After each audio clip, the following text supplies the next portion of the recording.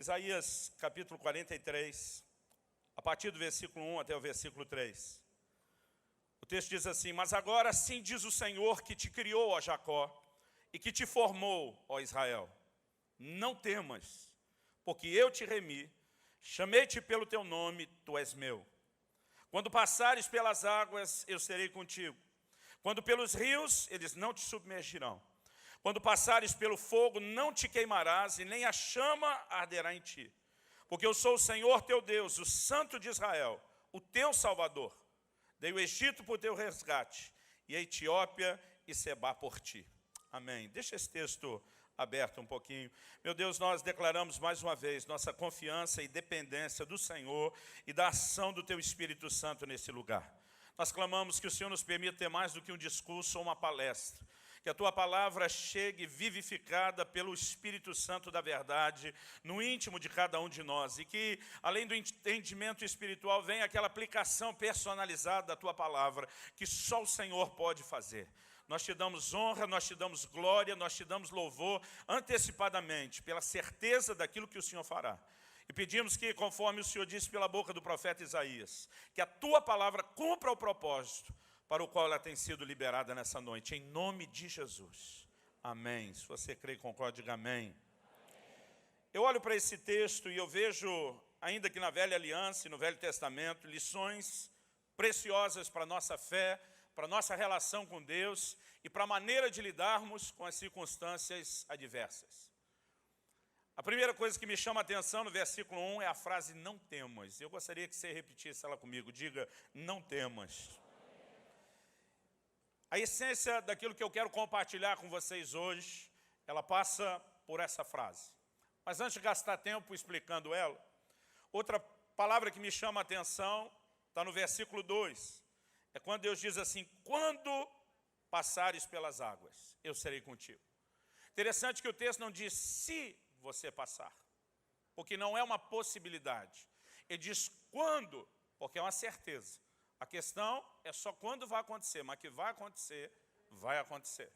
Então Deus está dizendo, quando você passar pelas águas, quando você passar pelo fogo.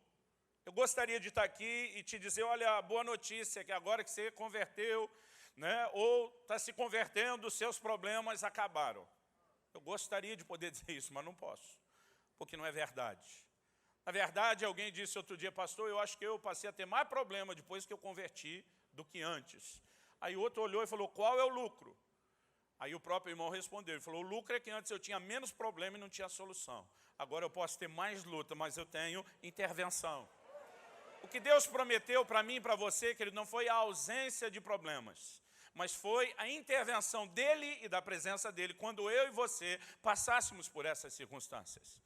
O Senhor Jesus diz, no mundo tereis aflições. Graças a Deus ele não parou aí, ele diz, mas tenha de bom ânimo, eu venci o mundo. Um dia eu estava lendo o boletim de uma igreja que eu estava frequentando, e alguém digitou errado, e dizia assim, mas tenha de bom ânimo, eu vendi o mundo. Mas a verdade é que o Senhor diz que o fato de que eu e você vamos ter aflições, não é para nos desanimar. Ele está dizendo, mesmo ouvindo isso, você pode ter bom ânimo. Não apenas porque ele venceu o mundo. O mesmo apóstolo João que escreve essa afirmação de Jesus, quando ele diz, eu venci o mundo, ele escreve lá na frente na sua primeira epístola.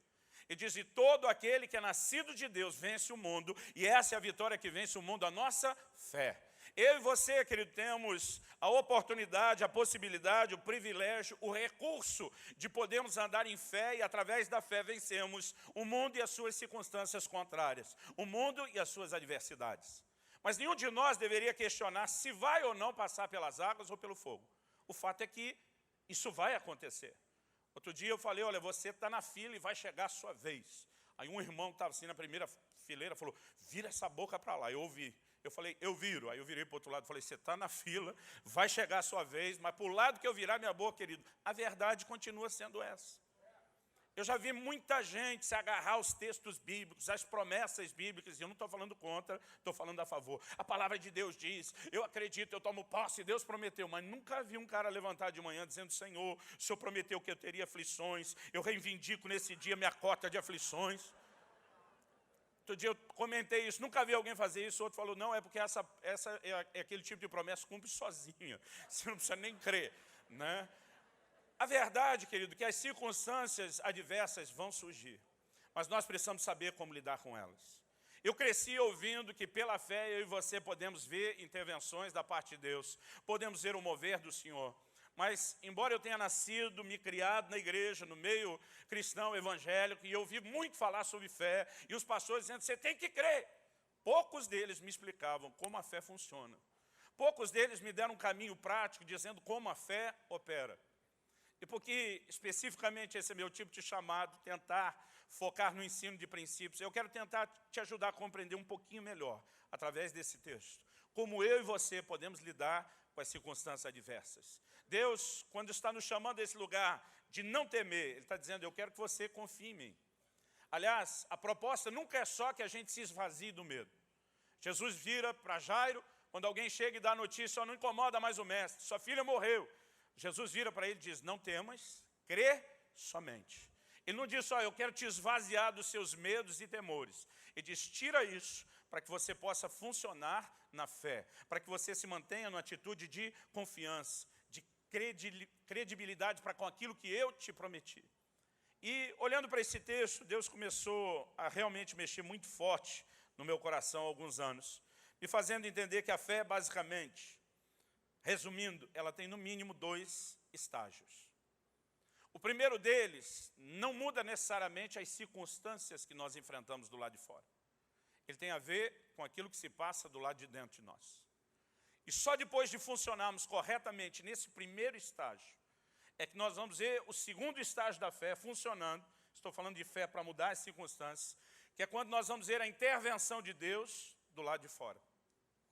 Mas na maior parte dos textos bíblicos, do ensino bíblico, dos exemplos que nós vamos encontrar, isso de fato é uma realidade.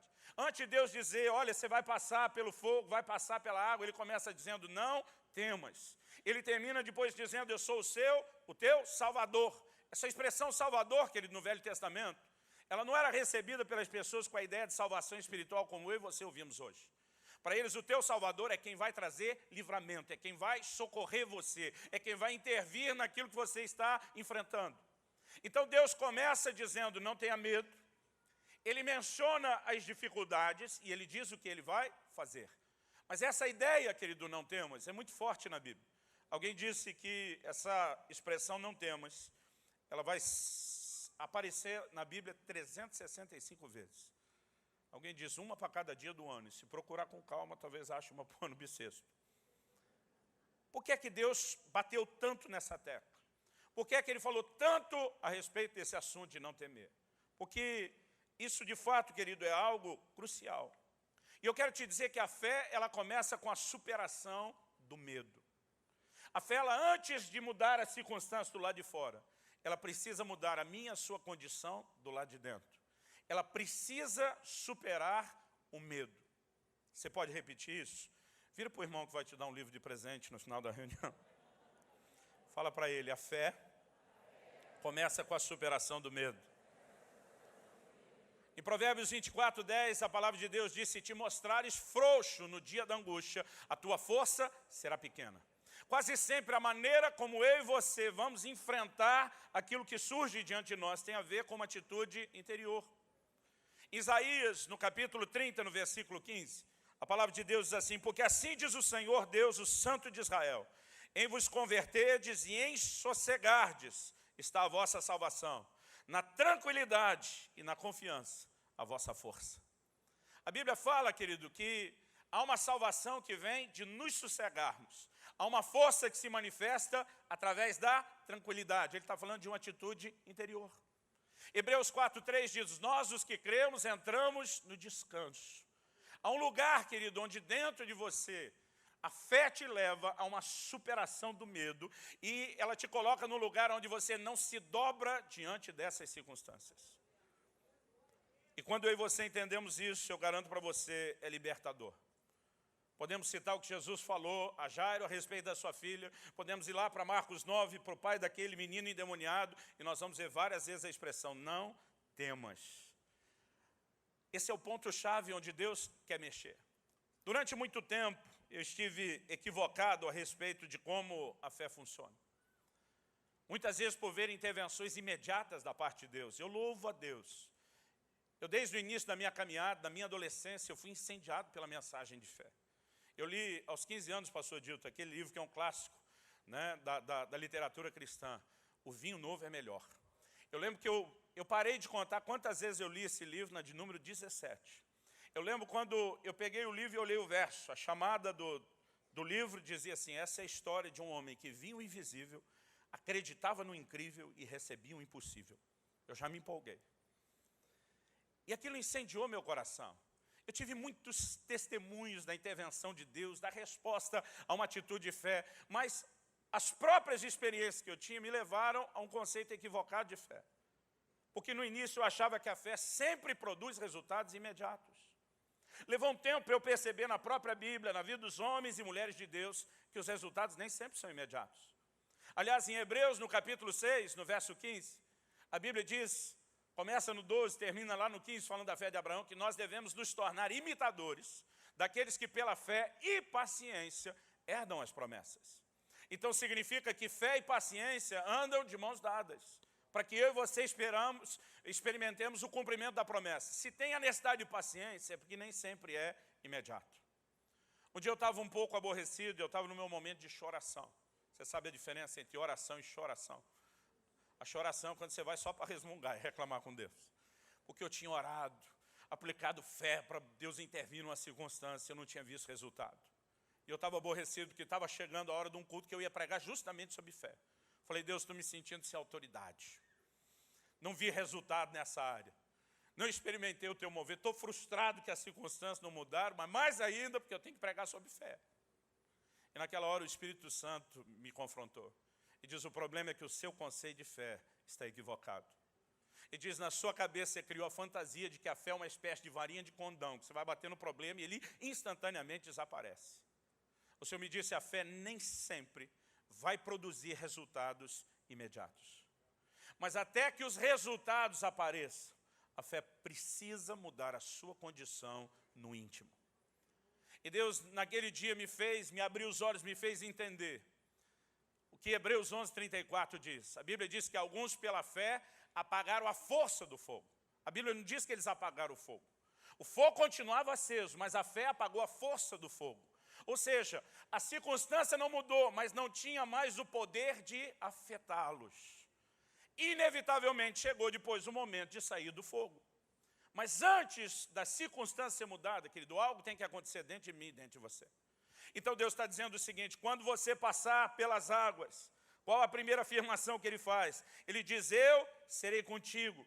Quando você passar pelos rios, eles não vão te submergir, eles não vão te afogar. Quando você passar pelo fogo, Deus diz: Ele não vai te queimar. Ou seja, a promessa não é de não passar pelo fogo ou não passar pela água.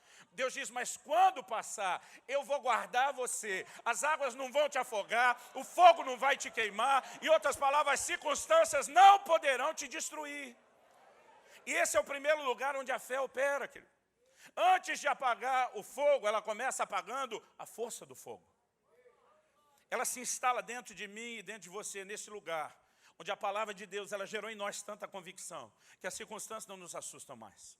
A gente não se curva, a gente não se dobra mais diante das circunstâncias. Quem está entendendo, diga amém.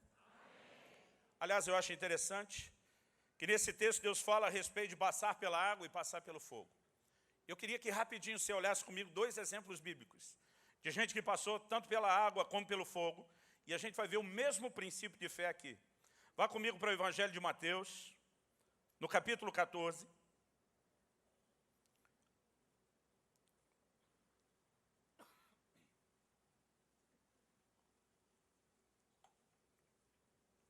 Evangelho de Mateus, capítulo 14, verso 22. O texto começa dizendo assim: logo a seguir, compeliu Jesus os discípulos a embarcar e a passar adiante dele para o outro lado, enquanto ele despedia as multidões. Deixa eu fazer uma pausa. Essa palavra traduzida como compeliu, ela no grego significa forçar, compelir, empurrar para, obrigar. Tem uma outra versão que diz obrigou Jesus os seus discípulos. Quando você lê, querido, o Novo Testamento, você não vai ver os discípulos resistindo a Jesus de forma aberta e ele tendo que obrigá-los a algo. Mas nesse dia não basta ele falar. Nesse dia ele precisou obrigar. Por que que Jesus precisou obrigar os seus discípulos a embarcar? O texto mostra, querido, que eles enfrentaram uma grande tempestade. E uma tempestade daquele porte, ela não se forma de um minuto para o outro. Ela vai dando prenúncios de que está chegando. Alguns deles eram pescadores, homens que sabiam que era enfrentar uma tempestade lá dentro d'água. E eu ainda imagino eles perguntando, Jesus, o senhor vai conosco? E diz, não, vou ficar orando, enquanto vocês entram para o barco e vão para o outro lado. Imagino algum deles pensando, é agora que ele se livra de nós. E o texto diz que ele obrigou os seus discípulos. Uma vez eu ouvi, quando criança, um pregador fazendo a pergunta, pode Deus enviar seus filhos deliberadamente a uma tempestade? De acordo com esse texto, parece que sim. Isso significa que ele está nos abandonando ou nos deixando de modo nenhum. O texto mostra Jesus intercedendo por eles, orando por eles, porque eu não consigo imaginá-lo, querido, subindo a orar, mandando os seus discípulos para uma tempestade sem agir de forma diferente. E esse quadro não mudou. Quando o livro de Hebreus fala do ministério atual de Jesus, diz que ele vive para interceder por nós. Irmão, eu tenho recebido o peso da intercessão de meus pais, de tanta gente ao longo de uma vida inteira. É tão gostoso, já passei por situações de livramentos extraordinários e muitas pessoas começarem a me encontrar depois e dizer o que aconteceu no dia tal, na hora tal. Eu falei, por quê? Porque Deus me acordou para orar por você. Aí eu dizia, ouve esse livramento. Irmão, é gostoso saber que tem gente orando. Mas melhor do que qualquer intercessor que você conheça, a Bíblia diz que o próprio Jesus vive para interceder por mim e por você. Eu não sei você, eu fico empolgado. Lá no Sul nós criamos um verbo novo para os crentes, né? Um estado novo. A gente diz que a gente fica aleluiado. É quando você está ligado no 220, né? E eu fico empolgado com isso. Jesus não está desamparando eles, mas ele sobe para interceder por eles. E o texto diz assim, 23. Despedidas as multidões, subiu ao monte a fim de orar sozinho. Em caindo a tarde, já estava ele só. Ou seja, no momento que o sol se pôs, Jesus já estava lá para o monte. Então isso aconteceu antes. Entretanto, o barco já estava longe, a muitos estádios da terra. No momento que caiu o sol, Jesus já está em cima do monte, teve tempo de subir. E o barco já está longe. Eu não sei que horas eles saíram. Mas vamos continuar aqui. Versículo 24. Entretanto, o barco já estava longe, a muitos estádios da terra, açoitado pelas ondas, porque o vento era contrário. Agora olha o 25. Na quarta vigília da noite. A noite era dividida em 4 vigílias. Das 6 às 9, uma vigília. Das 9 à meia-noite, a segunda vigília. Da meia-noite às 3, a terceira vigília. E das 3 às 6 da manhã, hora que amanhecia, era a quarta vigília. Eu não sei que hora eles saíram, mas quando o sol se pôs, quando está começando a primeira vigília, eles já estão longe. Na quarta vigília, em algum momento entre 3, podia ser 3:10, podia ser 10 para 6. É somente nessa hora que a Bíblia diz que o Senhor veio ao encontro deles. Eu imagino, querido, que em alguns momentos, aquela circunstância de um mar agitado, de um vento contrário e de não verem o Senhor por perto, parecia dizer que ele não estava lá. Assim como eu e você já passamos por circunstâncias onde a gente fica se perguntando, cadê Deus agora? Onde que está o Senhor? Mas, querido, eu e você não precisamos do testemunho das circunstâncias para saber que Ele está conosco. Ele diz, nunca te deixarei, jamais te desampararei. E diz, eis que eu estou convosco todos os dias, até a consumação dos séculos. Faça sol, faça chuva, dia de eclipse, ele diz, eu estarei lá. Então, o texto continua e diz assim, na quarta vigília da noite, foi Jesus ter com eles, andando por sobre o mar.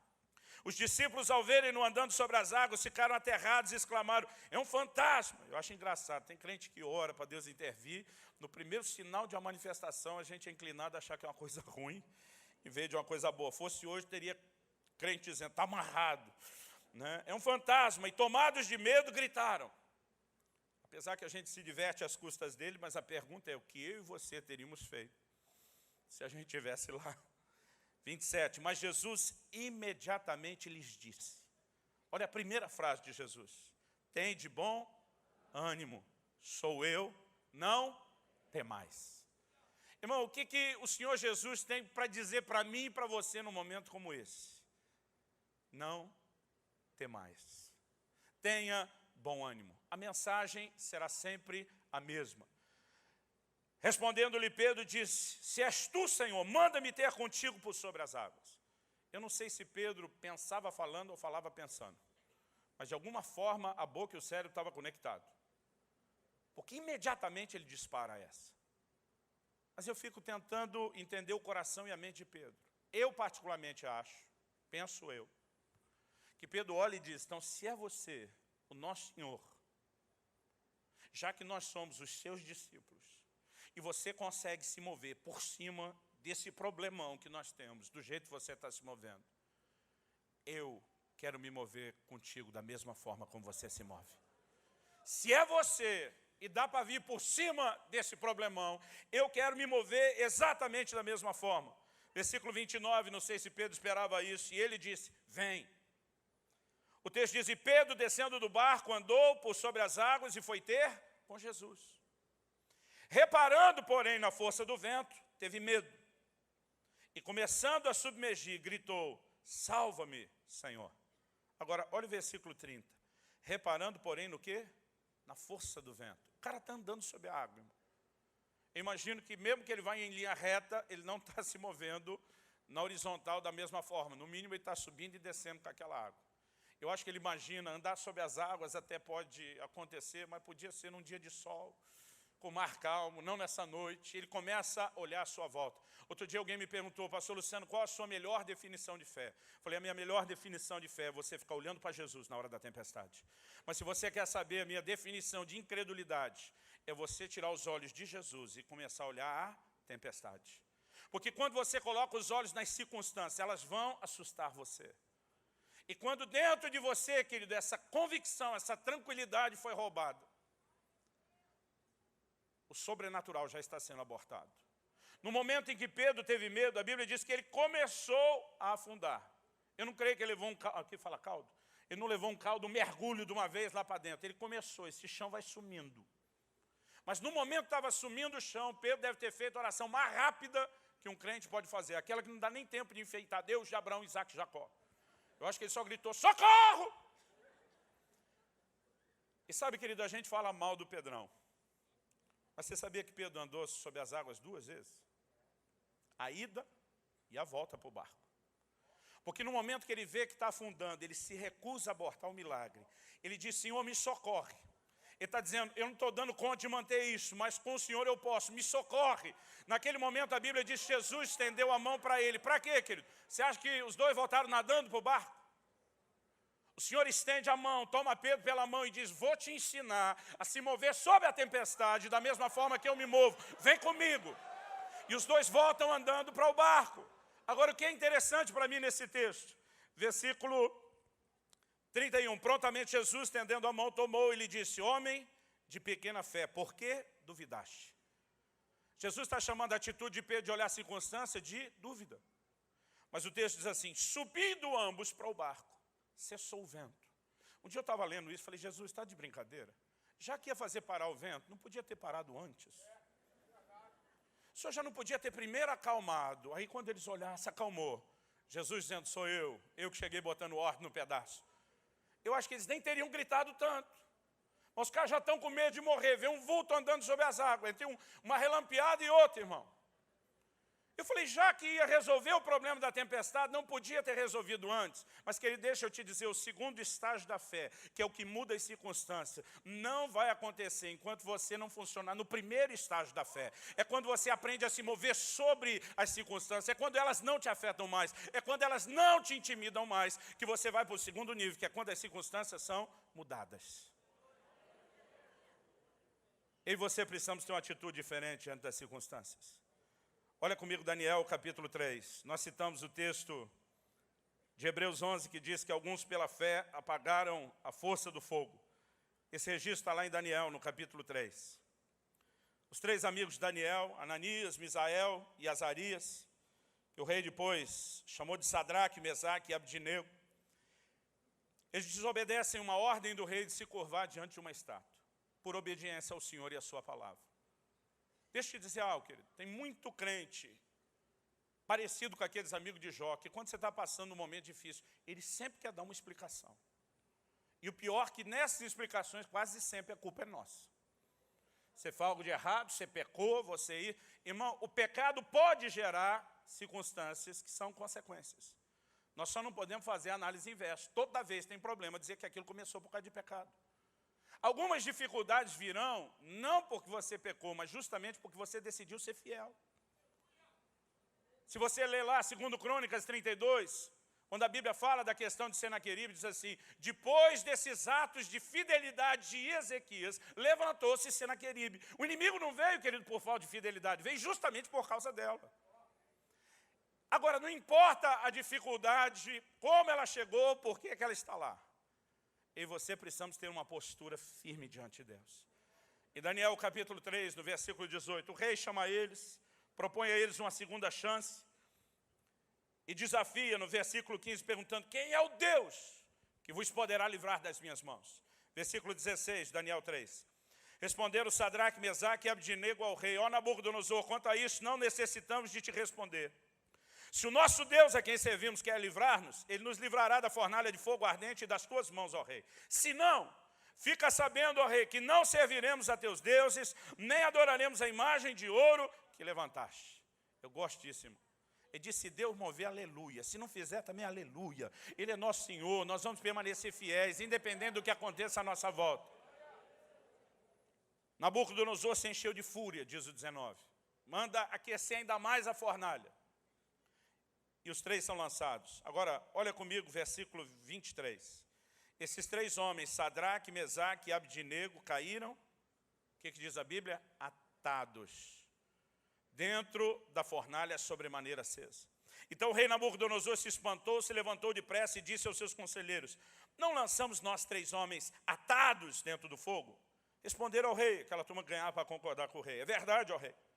Tornou ele e disse, eu, porém, vejo 4 homens soltos, que andam passeando dentro do fogo sem nenhum dano, e o aspecto do quarto é semelhante a um filho dos deuses. O versículo 27 diz que o fogo não teve poder algum sobre os corpos deles. Diz que não foi chamuscado o cabelo da cabeça, nem os mantos se mudaram, nem tinha cheiro de fumaça. Agora, apesar do fogo não ter podido queimar absolutamente nada, queimou uma única coisa, as amarras que os prendiam. Deixa eu te dizer, querido, quando eu e você passamos pela água ou pelo fogo, o propósito de Deus nunca foi nos destruir. Pelo contrário, Ele diz, a água não vai te afogar, o fogo não vai te queimar. Deus está dizendo, eu não quero destruir você, mas Ele vai destruir aquilo que te prende, aquilo que te amarra, e quando você sair dessa, você vai estar numa outra dimensão. Existe crescimento no meio das provas. A Bíblia é clara a respeito disso. Mas graças a Deus também existe livramento para essas tribulações. Agora, entre toda a promessa de Deus e o seu cumprimento, há sempre um intervalo de tempo, onde Deus parece trabalhar mais dentro de nós do que necessariamente do lado de fora. Mas o que me chama a atenção, além deles serem lançados, amarrados e estarem soltos, o versículo 25 diz assim, eu, porém, vejo 4 homens soltos que andam passeando dentro do fogo. Irmão, nós não estamos falando de um jardim, nós não estamos falando de um shopping center, mas a Bíblia diz que eles estão passeando. Quando eu e você conseguimos enxergar o Senhor conosco, não importa o que a gente está enfrentando, isso não tem mais o poder de nos atingir, não tem o poder de nos derrubar. Eles não estão desesperados, encolhidos num canto, que Deus nos tire logo daqui, que esse negócio passe, quando eles percebem a presença do Senhor. E deixa eu te dizer, querido, minhas melhores experiências com Deus e com a presença de Deus foram nos momentos de maior dificuldade que eu já passei. A Bíblia diz que eles andam passeando. Eu fico tentando imaginar essa cena com a minha criatividade inspirada pelo Espírito Santo. Imagino Jesus dizendo, vamos para as partes mais quentes da fornalha, eu quero mostrar meu poder. Imagino Jesus dizendo, Sadraque, pega um toco aceso e senta. Eu quero compartilhar uns mistérios com vocês. Irmão, a Bíblia diz que eles estão passeando.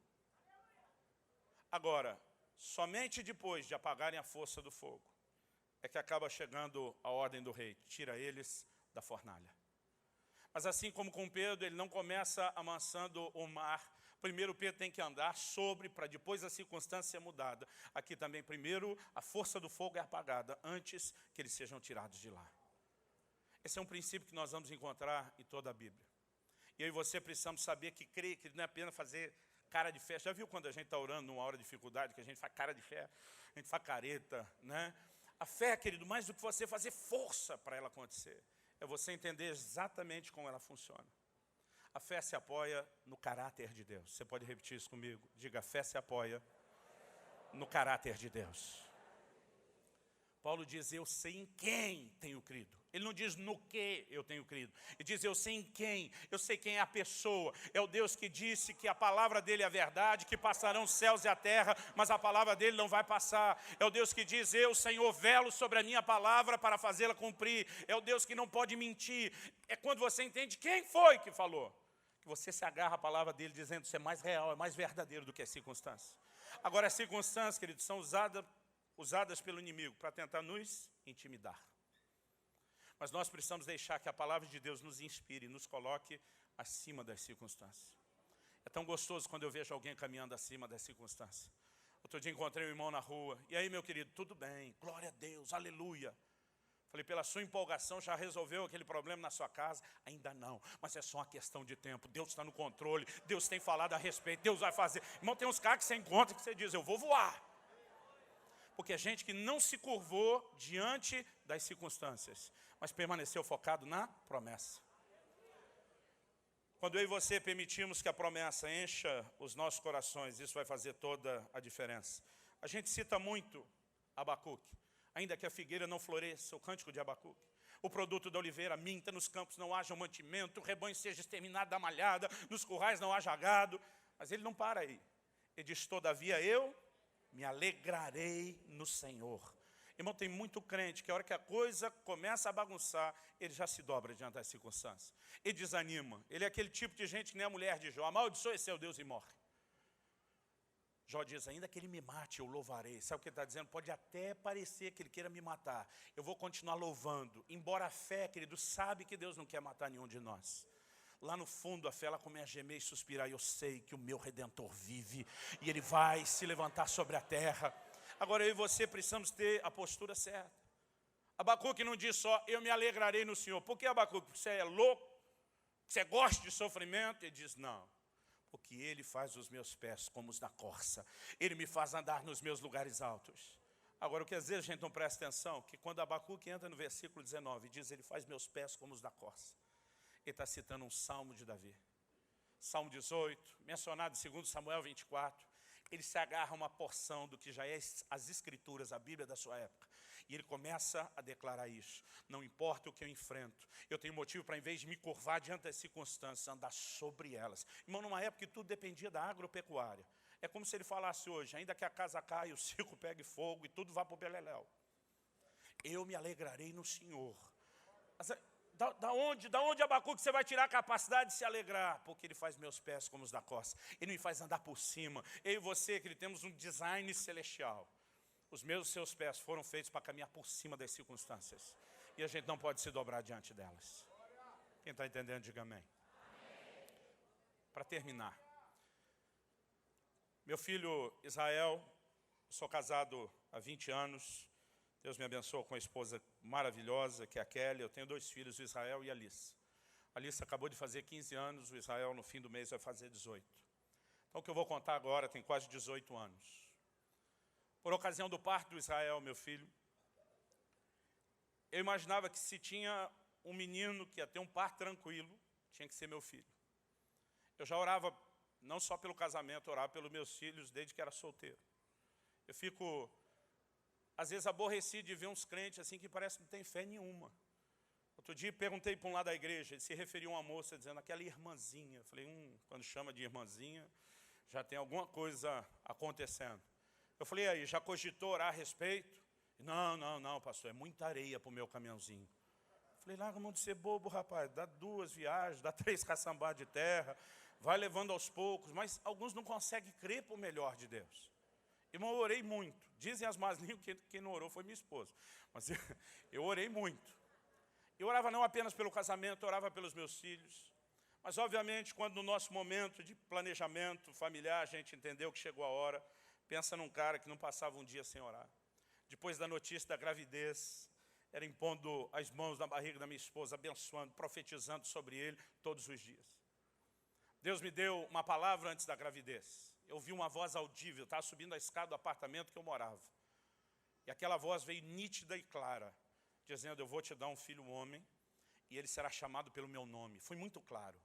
Eu lembro que eu entrei em casa, falei para a Kelly, a gente queria muito ter um casal, como de fato a gente teve. Eu falei, amor, acho que aquela menininha que você quer vai ficar para a segunda leva. Ela falou, por quê? Eu falei, Deus acabou de me dar essa palavra. Lá pelo 4º mês da gestação, minha esposa teve um sonho. E Deus falou muito claro conosco, a respeito do nome dele. A gente já tinha feito uma lista enorme, porque quando disse será chamado pelo meu nome, eu fui atrás dos nomes que começam ou terminam com a palavra El, que o significado em hebraico é Deus. Eu gostava do nome Ariel, que significa leão de Deus, mas depois veio a sereinha da Disney, depois o sabão em pó. Eu tirei ele da lista, mas ainda continuo gostando. Eu acho que eu não fui corajoso o suficiente. Mas a gente tinha lá vários nomes, Gabriel, Miguel, Eliel, Manuel, e a lista ia longe. O único que eu não tinha colocado na lista era Israel. Porque eu já vi um monte de filho de crente que chama Israel. E quando o pastor está pregando, fala de Israel, alguém está cantando, diz, está falando de mim. Irmão, pensa num negócio que aconteceu com meu filho. Olha lá, pai, está falando de mim, não é de você, menino. Chegou uma época que eu nem falava, tá bom, tá bom. Mas naquele sonho, Deus falou com a minha esposa, o nome do garoto será Israel. Aquele que luta e prevalece. Irmão, diante de tudo o que vinha acontecendo, quando estava chegando a hora do parto, eu lembro de um dia que eu estava orando, o Espírito Santo falou comigo, ora e jejua, porque você vai enfrentar uma grande batalha na hora do parto. A partir daquele momento, Deus falou comigo nos próximos 6 dias. Eu fiquei enfiado dentro de um jejum até ter a convicção da vitória. Quando dentro de mim veio aquele testemunho de vitória, falei, rompi, ganhei essa. Então eu imaginava depois de tudo isso, de tanta oração, palavra, sonho, né, de um comando como esse, falei, agora está tudo resolvido. Mas o momento do parto, querido, foi uma turbulência como a gente nunca tinha passado. Para resumir as coisas, minha mulher teve um sangramento. Eu lembro que ela falou para mim, a gente tinha o horário marcado, porque a pressão dela começou a subir. O médico falou, olha, não dá para fazer o parto normal que você queria, nós vamos ter que fazer uma cesárea. Isso de manhã no pré-natal, ele já marcou o horário que ela tinha que voltar à tarde. Então ele disse, ó, vá para casa, arruma as malas. Ela já estava com a mala arrumada há algumas semanas. Mas eu lembro que ela chegou, entrou, tomou um banho. Quando ela saiu do banho, falou, é melhor a gente voltar na clínica. Eu falei, por quê? Ela disse, eu estou com um sangramentozinho. Zinho na minha cabeça, irmão, é uma coisa pequena. Quando nós chegamos na portaria, na recepção da clínica, ela já foi falando para a atendente, por favor, chama o doutor fulano, que eu estou com uma hemorragia. Eu já assustei. Quando nós entramos no quarto que nos colocaram, e alguém disse, olha, já vá trocando de roupa, que você vai para o cirúrgico. Entre a saída e vinda, o chão do quarto ficou cheio de sangue. Eu lembro quando o médico chegou, o susto que ele levou vendo aquilo. Ele disse, o que é isso? De quem é esse sangue? Eu já apontei, é dela, tipo, não fui eu. Ele na hora passou a mão no telefone e disse, reúna o cirúrgico todo, emergência emergencial. Irmão, quando um doutor, que é um dos melhores na cidade, bota essa emergência emergencial, essa redundância, deixa você em desespero. Ele me disse, ajuda a botar ela na maca, me ajuda a levar para o cirúrgico. Pensa num cara que assustou, irmão. Pensa no momento que eu estou esperando. Minha única família naquele momento é minha mulher, meu filho que está ali para nascer. E aquela situação me assustou demais. O médico disse, espera lá fora. Ele tinha me autorizado a ver o parto. O homem diz que assiste o parto, mas na verdade ele entra, ele fica de costa para a cena do crime. A mulher segurando a mão dele, dizendo para ele, vai dar tudo certo, meu amor. Vai dar... Ela, além de dar a luz, tem que consolar o marido. E eu lembro que eu, todo lado de fora, irmão, meu mundo pareceu desabar.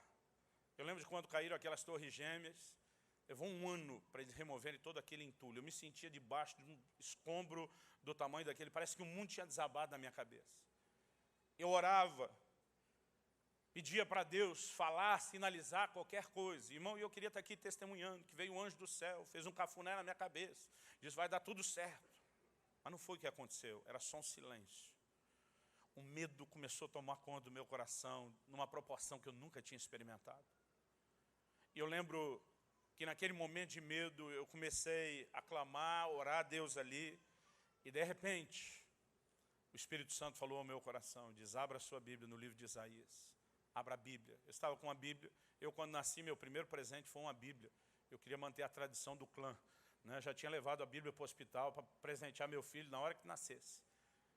E aquela palavra veio, abra a Bíblia no livro de Isaías. Eu passei a mão, abri aleatoriamente, caiu no livro de Isaías. E se você for rápido de endereço, eu queria que você lesse esse texto, eu vou terminar com ele. Isaías, capítulo 26, versículo 17. O texto diz, como uma mulher grávida, quando se lhe aproxima a hora de dar à luz, se contorce e dá gritos nas suas dores. Assim fomos nós na tua presença, ó Senhor. Quando eu li o texto de uma grávida para dar à luz, minha mulher já tinha entrado junto em trabalho de parto, depois da hemorragia. Eu pensei, uau, não pode ser coincidência. Me animei com o texto. Versículo 18. Concebemos nós e nos contorcemos em dores de parto. Mas o que demos à luz foi vento. Não trouxemos à terra livramento algum e não nasceram moradores no mundo. Irmão, quando eu li isso, eu desanimei. Eu joguei a Bíblia de lado e falei, é para isso que o Senhor me dá uma palavra, para dizer que eu vou perder meu filho, que isso vai terminar em nada? Falei, para isso eu não precisava de uma palavra, eu já estou vendo, a circunstância está dizendo isso. E naquela hora o Espírito Santo falou comigo de uma forma incisiva. E diz, leia o versículo seguinte, porque eu tinha parado no 18.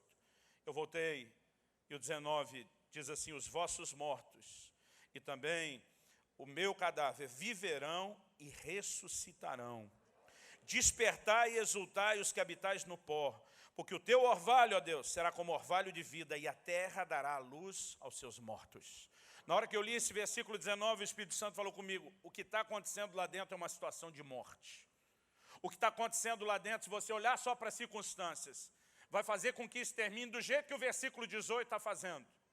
Mas Deus disse, eu não te prometi que daria um filho que seria chamado pelo meu nome para brincar com você.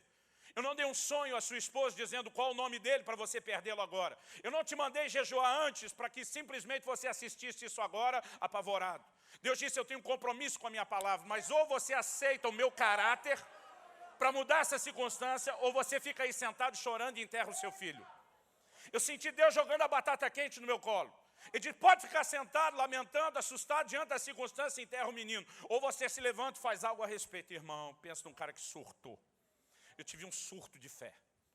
Mas eu levantei de uma forma que eu não imaginava ser possível. Eu me livrei daquele escombro todo que estava em cima de mim. E eu levantei e falei, diabo, tira a pata suja do meu filho. Agora, espírito de morte, eu te repreendo. Irmão, pensa num cara que entrou em guerra. No corredor da clínica tinha um negócio pendurado na parede, me encarou, falei, o que é? Também, já chamei para briga. O tempo fechou ali. Eu dou graças a Deus que não tinha essas filmagens de segurança como hoje no corredor da clínica, senão eles me internavam, irmão, como louco. De repente abriu a porta do cirúrgico, me comportei. O médico disse, pode entrar. Um dos médicos da equipe, eu entrei. Quando eu entrei, irmão, não foi minha esposa segurando a minha mão para me dizer, vai dar tudo certo. Eu olhei nos olhos dela e eu falei, eu não vou só ser positivo, vou tentar te motivar. Falei, eu sou homem de Deus, vai dar tudo certo. Não tenha medo, o Senhor está conosco. E quando aquele menino nasceu e chorou, um dos médicos, pasmo, a enfermeira padrão que estava ali junto, era da nossa igreja, ela tinha pedido para ser acionada e servir, né, a minha esposa naquela hora. Ela não tinha coragem de olhar na minha cara a hora que eu entrei. Ela estava assim, cabisbaixa, os olhos vermelhos, segurando o choro. Eu sabia que ela estava apavorada com a circunstância.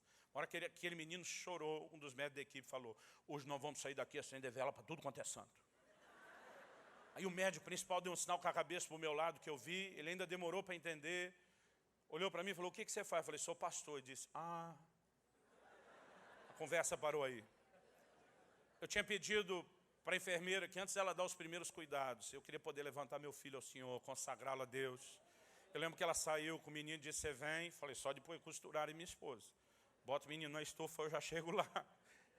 E quando eu cheguei lá, eu esqueci, cheguei filmando ele, botei a filmadora de lado, eu esqueci ela ligada. Quando a gente assiste a fita, só tem uma parede branca. Mas eu dou graças a Deus que eu esqueci ligada, porque toda a conversa foi registrada. Eu perguntei para ela o que aconteceu lá dentro. Ela falou, pastor, o senhor não tem ideia. Sua mulher teve um descolamento de placenta. Eu falei, já ouvi falar disso, não é tão complicado. Ela falou, não, o senhor ouviu falar do DPP, que é o descolamento parcial de placenta. Parcial da sangramento é mais fácil da gente resolver. É diz pela intensidade da hemorragia da sua filha, da sua esposa, nós já sabíamos que ela teve um descolamento total de placenta. Eu falei, traduz isso. Ela diz, o oxigênio entra para a criança através da placenta, lá dentro da bolsa. Quando tem um descolamento total, não está mais entrando oxigênio. Eu falei, mas a criança não respira lá dentro? Ela falou, esse é outro problema. Com essa hemorragia, ela disse, eu vi o sangue para fora, mas o útero também se enche de sangue. Ela diz, e a criança acaba respirando o sangue dentro da bolsa e vira um quadro de broncoasfixia. Ela falou, pastor, eu ainda vou fazer a conta depois, mas faz mais de 1 hora que vocês chegaram na clínica até o menino nascer, para ter todo o cuidado, a preparação, o procedimento. Ela diz, a gente não tem explicação por que seu filho respirou durante 1 hora. Ela falou, para o senhor entender, esse caso é mais ou menos assim, se ficar, o bicho pega, não. Se correr, o bicho pega, se ficar, o bicho come. Eu falei, não, você não conhece a terceira parte, se orar, o bicho foge. Ela falou, ó, eu te falando que sou crente é uma coisa. Ela disse, eu conheço aqueles médicos. Ela diz, eu estou esperando para ver o que é que ele vai falar para você. Aquele médico me procurou e falou, esse menino é um milagre. Ele diz, eu não tenho explicação por que aconteceu com ele. Ele diz, isso foi um milagre. Irmão, meu filho tinha quase 3 anos, eu ainda recebia pessoas que saíam do consultório daquele médico e encaminhavam direto para mim. Quando era um diagnóstico, ele não tinha o que fazer, e a pessoa ali chorava e dizia, olha, não desista ainda. Mas o senhor disse que não tem o que fazer. Eu não. Mas procura o pastor Luciano, aquela turma lá da igreja, eles têm fé, eles têm visto Deus intervir, porque aquilo virou um testemunho. Eu quero que você fique em pé, para parecer que está acabando.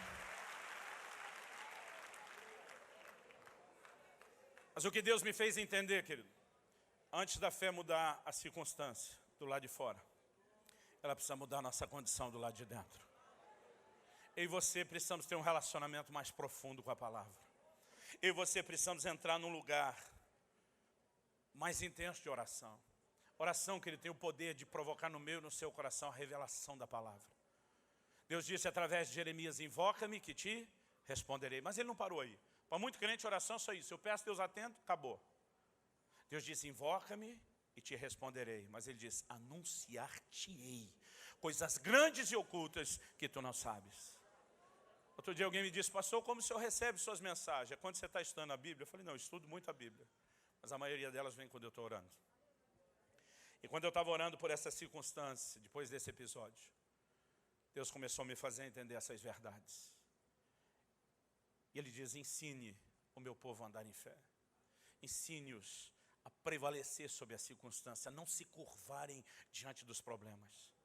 Você vai ver um Paulo e Silas na prisão. Irmão, a maioria de nós estaria reclamando com Deus, protestando, dizendo, estou aqui fazendo sua obra, termina desse jeito. Acho que tinha alguns até ameaçando, já não dá mais o dízimo. Mas a Bíblia diz lá pela meia-noite, naquela época meia-noite era metade da noite mesmo. A Bíblia diz, Paulo e Silas oravam e cantavam louvores. Como alguém consegue, irmão, açoitar do jeito que foram, com os pés no tronco, provavelmente, historiadores sugerem, estavam pendurados de ponta cabeça. Como alguém consegue, depois disso tudo, permanecer orando e louvando? É porque eles não estão deixando as circunstâncias prevalecer sobre eles. Eles decidiram prevalecer sobre as circunstâncias. Eles decidiram a semelhança de Abacuque dizer, ainda que a figueira não floresça e o produto da oliveira minta e os campos não produzam mantimento e o rebanho seja exterminado da malhada e nos currais não haja gado, todavia eu me alegrarei no Senhor. Quando Paulo diz, tudo posso naquele que me fortalece, a gente tira um pouco do contexto. Ele diz, eu aprendi a viver a escassez e a abundância. Eu sei ter fartura, sei passar necessidade. Ele diz, tudo posso naquele que me fortalece. Sabe o que ele está dizendo? Eu não sou guiado pelo que acontece lá de fora. Tem hora que do lado de fora está bom, tem hora que do lado de fora está ruim, mas eu não levo a minha vida com o meu humor afetado pelas circunstâncias. Eu estou conectado em Deus, é Ele que me fortalece. Então não importa as circunstâncias, eu vou passar por cima delas, eu vou atropelá-las. Eu quero te encorajar essa noite. Eu não sei o que você está passando ou o que você pode estar para passar, mas eu quero te encorajar a usar a fé da forma correta. Decida no seu coração, não vou me dobrar diante das circunstâncias. Eu vou me conectar em Deus, eu vou atropelar essas circunstâncias. Porque tão logo a circunstância muda dentro de mim, eu vou ver a mão do Senhor mexendo também do lado de fora das circunstâncias. Quando a minha condição interior muda, quando o medo desaparece. É por isso que o tempo todo Deus está dizendo, não ande ansiosos. Lançai sobre Ele toda a vossa ansiedade. Deus está dizendo, ei, despreocupa. Entra no lugar de fé e confiança. Porque depois que você resolver aqui dentro, a coisa vai ser mudada lá de fora. Eu acho que eu me empolguei com a hora. Dá tempo de orar com eles? Esquece quem está perto de você por um instante. Eu quero que você possa nessa hora não apenas falar com Deus, querido. Eu quero que talvez mais do que falar com Deus, você possa falar as suas circunstâncias. Eu não sei o que tem te assustado. Talvez seja a crise financeira que se abateu sobre o país e está vindo sobre a sua casa. Os reflexos estão lá. Mas Deus disse que haveria de suprir as nossas necessidades segundo as suas riquezas em glória. Ele não disse que ia ser de acordo com a condição econômica do país. Talvez você esteja enfrentando uma luta enorme dentro da sua casa. Talvez seja uma enfermidade que veio sobre você ou algum familiar ou alguém próximo. E as circunstâncias tendem a nos desanimar. Quando Deus está dizendo não temas, Ele está dizendo, se você ficar olhando para as circunstâncias, elas vão te engolir, elas vão te assustar, elas vão te apavorar. Mas basicamente Ele está dizendo, eu quero que você olhe para mim. Não olhe para a força do vento, olhe para mim. E diz, quando você estiver passando pelas águas, eu vou estar lá para garantir que elas não afoguem você. Ele não disse que não aconteceria, mas Ele disse que a gente não seria devorado pelas circunstâncias, porque Ele estaria presente. Mas Ele não está presente, querido, só para olhar e dizer, não deixei afogar. Há um momento onde Ele apenas nos guarda, mas há um momento onde Ele se levanta como Salvador. E nós vamos orar nessa noite por duas coisas. Primeiro, para que aí dentro de você seja socorrido pelo Espírito Santo, que é chamado nas Escrituras de o Espírito da fé. Eu creio que Deus vai visitar o seu coração e a sua fé de uma forma especial essa noite. E nós vamos orar que depois desse estágio, Deus te leve ao segundo, que é um lugar de vitória. Pai, nós te agradecemos pela Tua palavra. E pedimos que o Teu Espírito vivifique a Tua palavra no íntimo de cada um de nós. Para que a gente tenha mais do que um discurso ou uma palestra essa noite. Ó Deus, nós oramos que o Senhor realmente nos levante pelo poder do Teu Espírito e da Tua palavra a esse lugar acima das circunstâncias, onde caminhamos sobre as águas, onde apagamos a força do fogo, onde o nosso coração não se dobra diante das circunstâncias em temor, mas onde permanecemos olhando para o Senhor, crendo e confiando na Tua palavra, que aquilo que o Senhor falou vai se cumprir, que o Senhor é fiel. Eu oro que nessa noite, por intervenção sobrenatural Tua, o medo seja dissipado, a Tua palavra entre. E da mesma forma como o Senhor estendeu a mão para Pedro quando começou a afundar, nós estamos também te clamando, socorre-nos, Senhor, socorre-nos. E nós clamamos que a Tua boa mão nos levante acima das circunstâncias. Nós queremos Te dar a resposta devida de fé. E nós cremos que tão logo esse primeiro estágio da fé se estabeleça, funcione, seja praticado. Nós cremos que inevitavelmente o segundo também virá. Onde essas circunstâncias diante das quais nós não nos dobramos, elas serão mudadas diante de nós. Nós queremos declarar, profetizar milagres, intervenções de cura, de provisão, de restauração familiar, em cada área de necessidade. Nós cremos, Senhor, que a Tua intervenção está a caminho. E nós Te damos louvor, em nome de Jesus. Se você crê e concorda, diga amém. Você recebe essa palavra, diga eu recebo, em nome de Jesus. Aleluia.